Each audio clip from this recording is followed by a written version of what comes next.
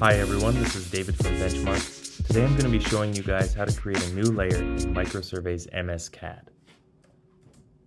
To do this, I'm just going to go to my Home tab and I'm going to click on Explore Layers to open up the Layer Manager here. Now here I can sort all my layers by their name, their color, their line type, whatever I'd like. I can set my active layer by clicking on one. But if I go up to this button in the top left, I can create a new layer. I'm just going to call this one Boulder. And then if I want to, I can also set the color of the layer. I'll just set it to gray for now. And now if I click on it, it becomes the active layer.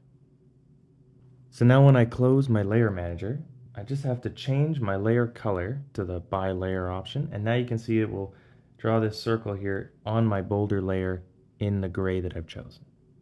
That's all for today.